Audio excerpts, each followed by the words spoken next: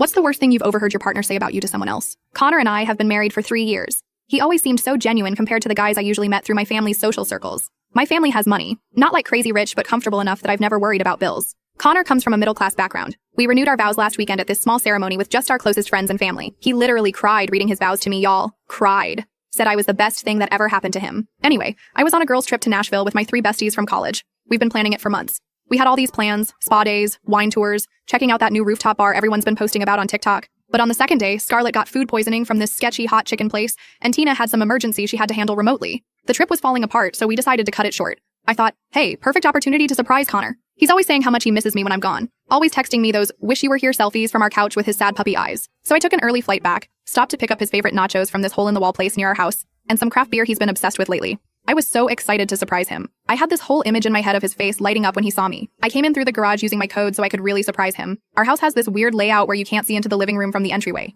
I could hear him talking upstairs in his gaming room, obviously on the phone since I didn't hear anyone else. So I set the food down in the kitchen and quietly headed up the stairs thinking I'd surprise him mid-call. And then I heard it. Marriage is a complete nightmare, bro. I wake up every day regretting my decision. I froze on the stairs. My heart literally stopped. I thought maybe he was joking around with one of his friends. So I waited for the laugh. But there was no laugh. If it wasn't for her family's money, I'd be gone already. The only good thing about this whole situation is that I don't have to worry about rent or bills anymore. I could literally feel my heart cracking in half as I stood there. The vow renewal thing last weekend? Pure torture, man. Had to stand there making up all this romantic bullshit while her family looked on all misty-eyed. I've gotten good at the performance, though. Oscar-worthy. He laughed then. Actually laughed.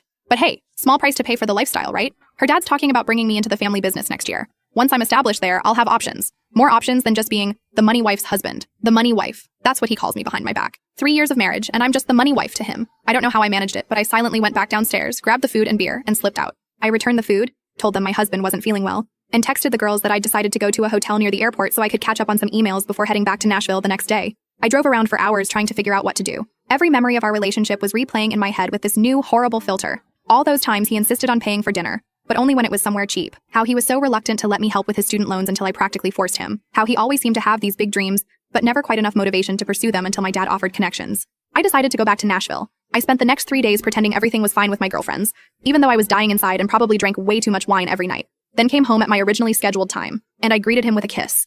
I looked into the eyes of the man who called our marriage a nightmare, and kissed him hello like nothing was wrong. I've been living this lie for 5 days now. 5 days of sleeping next to someone who apparently regrets waking up next to me every morning. 5 days of analyzing every interaction we've ever had, wondering what was real and what was part of his Oscar-worthy performance. Connor has no idea what's coming. He thinks he can keep playing me for a fool, but he's about to learn the hard way that I'm done being his money wife. What he doesn't realize is that I'm about to turn the tables, and when he sees the truth, he'll regret ever thinking he could get away with it. I can't tell you what I did in this short video. The full story is on the channel, link below.